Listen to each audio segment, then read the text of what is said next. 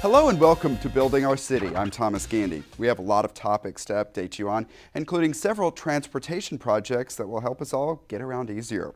But we begin with the neighborhood undergoing a major transformation. Construction is now beginning on new homes on Tudor Lane. They are being built on the same land where unsafe apartments once stood, and crime was a huge problem.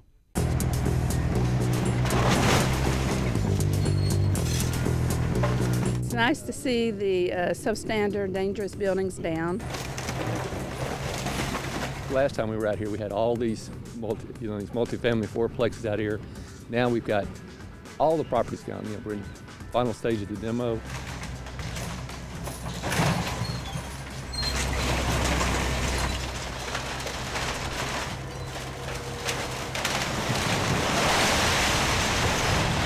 All these apartments used to be here were in pretty bad condition. It was outdated. Some of them become dilapidated. We used to have a lot of trouble, lots of vacant apartments, people using those to hide out. We had known offenders that were living in the area and victimizing, the surrounding community. Drug usage, different things like that. The neighbors had talked about this particular area of Tudor Lane and the crime and how it encroached on the school right here next to it, and how this was affecting people's quality of life out here. Now we've eliminated all those code issues. Well, this is really an opportunity to come out here and see the work that has come about because of the alignment that we've had and created within the city with the police department and code enforcement and now housing and human services. When we started down here, we got to know the people and find out what the root problems were, and there was just a few key players down here that were really causing most of the problems for everybody. And so we worked on arresting those and gathering intelligence on different people and kind of went at that approach right there. Also along the way, code enforcement played a vital role. It's code enforcement from property code, multifamily, building standards, to Keep Irving Beautiful, the police department. Pretty much every section within the police department assisted us in one way or another. Fire department, housing, human services. So we're really excited about the partnerships that we've done to get this today. But demolition always means, new and construction going back.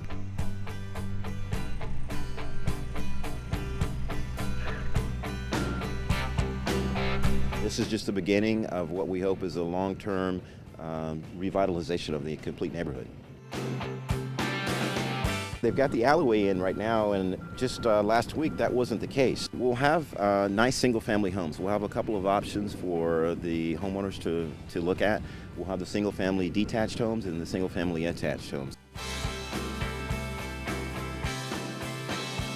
Those will be coming out of the ground very shortly, and we'll be providing updates. What's really nice is the community's going to be back to where it'll be a community with porches. People can visit with one another and really have a sense of ownership as well.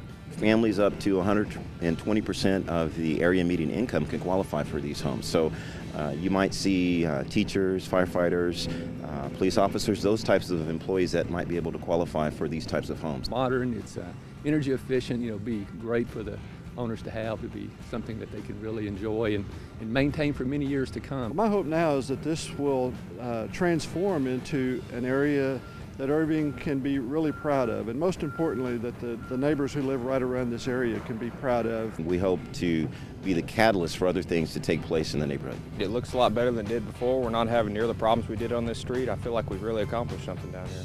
I'm excited. I'm excited to see what goes in here and how they develop it. We think that the end product is going to be something that the City of Irving will be very proud of for a number of years to come.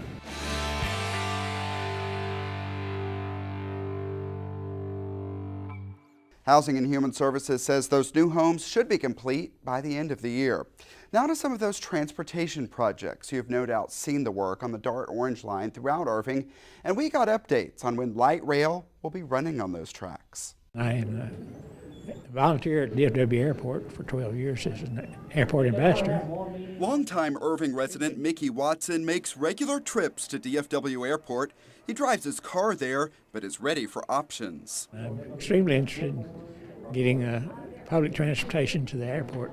So plans to bring the Dart Orange line there prompted him to get involved. I've been to every meeting so far. This meeting at the Marriott DFW focused on that final stretch of the Orange Line, the one that would bring light rail directly into Terminal A. It's very important, I think, and maybe more important than people realize. We always like to have a public hearing. DART riders, current and potential contractors, as well as business leaders, turned out to learn more about the leg known as Irving 3 or I-3, which goes from the Beltline station to the airport. We're all very excited. We think it's going to be perhaps the easiest part to construct because it's in wide open spaces around the clear zones of the runways. So there's not a lot of obstructions in the way. Because it's on DFW property, we don't have residential neighbors, we don't have business neighbors, so we're not having noise and vibration impacts with neighbors. This easy stretch to construct is the one considered most valuable for business. The real importance of the DART line of the city is the connection to DFW Airport. It really provides us a great opportunity for the business climate that we have here in Irving. We already know that the DFW Airport is an $8 billion a year engine for economic growth and business in the metropolitan area. So we know that facilitating getting workers out here, getting travelers out here through Irving, but all the way to downtown Dallas will be important. The connection to DFW Airport should be open in 2014. Work on the first two legs of the Orange Line is evident, with tracks coming together. The construction is moving along fairly rapidly, except for the part there by 114. Near State Highway 114, there is a lot of road construction work. DART has been waiting on TxDOT to clear the way for rail. How quickly that happens could impact the completion dates of the Orange Line. It really depends on what happens on that I-1 section. We could actually, I understand, finish the second section sooner than anticipated, but you can't run any rails on it until the first section is completed. The Irving 1 line segment runs from the Bachman Station and makes stops at the University of Dallas and the Las Colinas Urban Center before reaching the Irving Convention Center. I'm still hopeful that we will be rolling in to the convention center sometime by August of 2012. I-2 goes from the Convention Center and stops at Northgate College before reaching Beltline Road near State Highway 161. The steel's up at the station canopies and a lot going on, activity all across the whole corridor. It looks good. That Beltline station will feature 8 bus bays, 4 drop-off points known as kiss and ride spaces, and about 600 parking spaces. Then from that Beltline station, it is on to the airport. Business leaders believe the easy connection into the terminal will bring more people through Irving, people who could make stops along the way. We're looking forward to having great transportation-oriented development. And the ability for them to have people come in and stay in our hotels and be their business partners and be able to get on the light rail and come into the urban center is just a great opportunity. Mickey Watson wants to be among the first on board. 2014, I hope I'm still here. Actually, he won't have to wait that long. As early as next year, when the Beltline station opens, DART will run shuttle buses from that station to the airport. And all those things are good for Irving. It helps our air, helps our businesses. As the construction continues, they vow to keep watching. It's good to keep up with what's going on at DART. Also to let DART know that we're still engaged and we're still very much interested in having everything go according to plan. DART is also planning how the stations in Irving will look and promises to incorporate unique art into the station's designs. There is progress in the effort to fund the reconstruction of State Highway 183. The Texas legislature approved a bill introduced by State Representative Linda Harper Brown. It allows the Texas Department of Transportation to negotiate with private partners for funding. There will probably be several groups that will be interested in participating in the public-private partnership, so we're excited about that. We hope that we can fast-track it as much as possible. Stouffer says bids could go out within 2 years and the project could be complete in 6 to 10 years. As seen in this TxDOT animation, each direction of Highway 183 will have 4 non-toll main lanes and 2 managed toll lanes. The service lanes will be 2 to 3 lanes.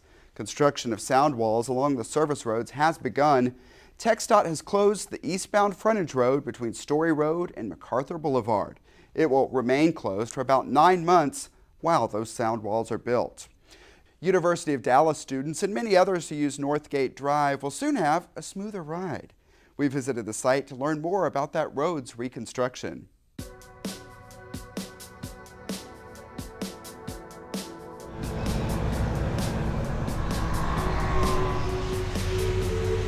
It's a major thoroughfare on the master plan. We have the University of Dallas here.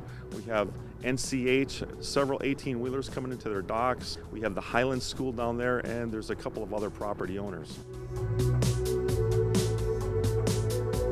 On the road itself, it was in awful condition before. It's an old county road.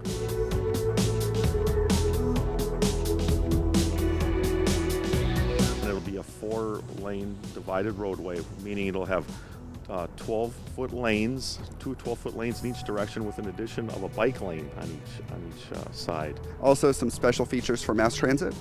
Yes, there will be. There will be a future bus turn-in bay for the DART buses, which will make it safer for the students and for all the other residents coming this way to get on the bus. What we're doing on the north side, we've installed a 16-inch water line, and what you see down the way is big 30-inch reinforced concrete cylinder pipe known as RCCP. That will be a future feed for the Northgate pump station, so they're installing that as we go too. Once we have all that installed, along with the storm pipes on the north side, we're going to pave it, flip traffic. There will be two-way traffic on the north side, and then we'll do our utility work and our paving operations on the south. This project should be substantially complete by April of 2012. The Water Utilities Department has been working to replace some of the city's aging infrastructure. The work on one large project is visible along Delaware Creek.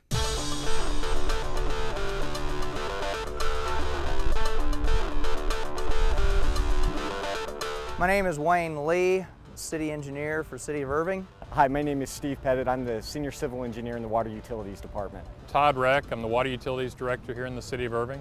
The name of this project is the Delaware Creek Sanitary Sewer Interceptor Improvement Project. It's one of our major projects that we're working on right now. Represents a pretty significant part of our capital improvement program. We're reinvesting in the system, and this was a top priority. We're spending about $5.5 million to replace one of our major sanitary sewer lines. It's a line that's given us some problems in the past. We've had some failures on it. And this was the #1 capacity issue in our system. It was something that we needed to meet the long-term capacity issue.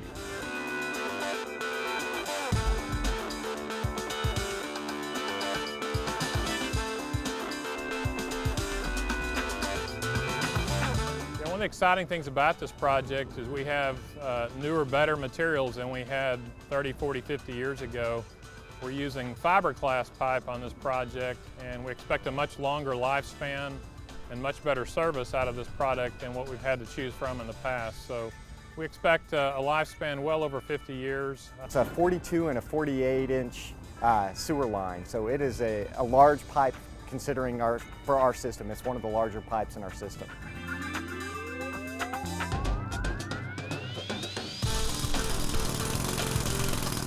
The section of sewer mains that we're replacing are from 2nd Street in Centennial Park along Delaware Creek all the way up to Grawweiler MacArthur. And we know that it's a nuisance, but it's a necessary part of how they do it. These lines are deep, so they have to excavate. We're going through 3 parks on this project: Centennial Park, Veterans Memorial Park, Lively Park.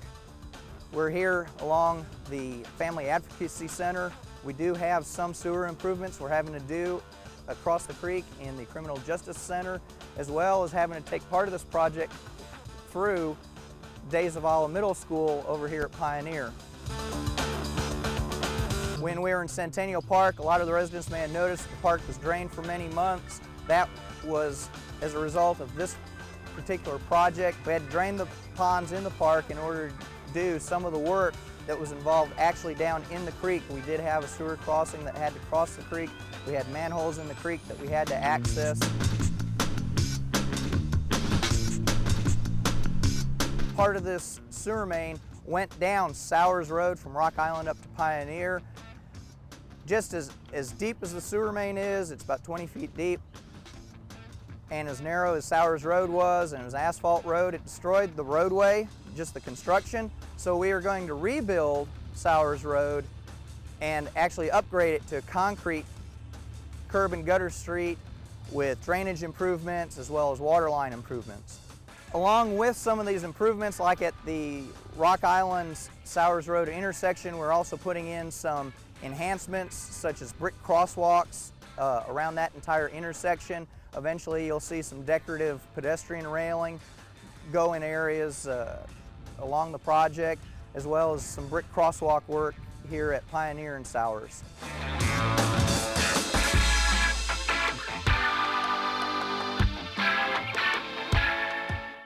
Well, this is one of our larger wastewater pipes that we have in the system, and it serves literally tens of thousands of people in South Irving and Central Irving.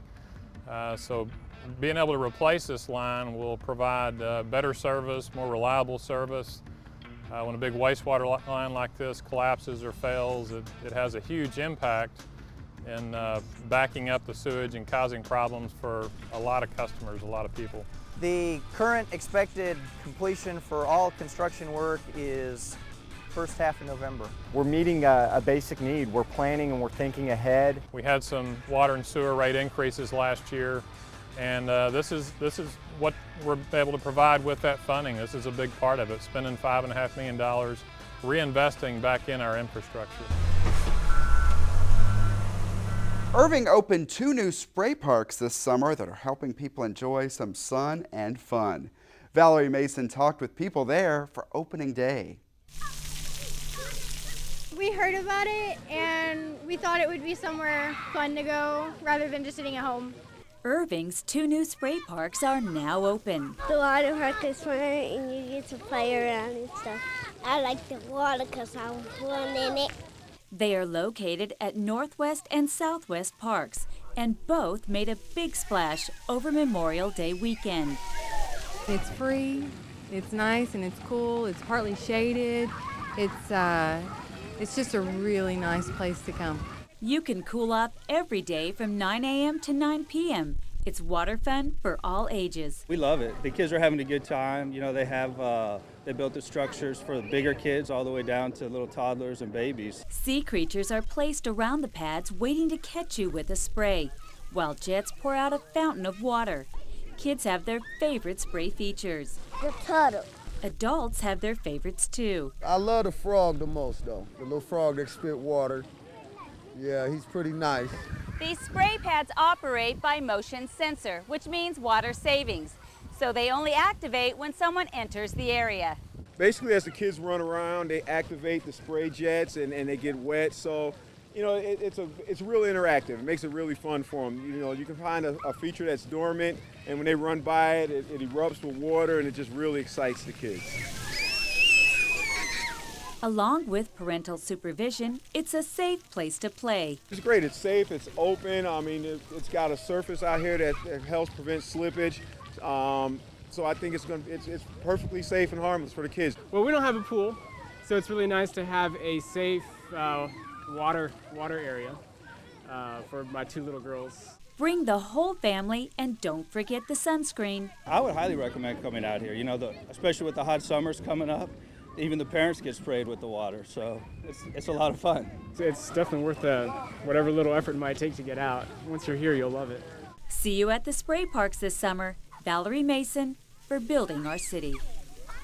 Thanks, Valerie. Renovations are complete at 2 neighborhood parks. At Nichols Park, there is new ADA accessible playground equipment, new tables, a grill, basketball surface, and more. Workers also installed energy-efficient lighting. Many of the suggestions for upgrades came from the Nichols Park Neighborhood Association. The city's capital improvement team contracted the project, which saved the city money by not using a private contractor. That team also renovated Woodhaven Neighborhood Park on Hanover. Some of the same upgrades were added here, including an ADA accessible play area and solar lighting. An update now on the project that was the focus of the last edition of Building Our City, the West Irving Library. As you may remember, the West Irving Library replaces the Northwest Branch Library, which was operating out of a rented storefront location. In May 2010, about 9,700 people visited that site. In May 2011, with the branch in its new building, the library drew more than 17,000 people. We visited the library to learn what is adding to the success.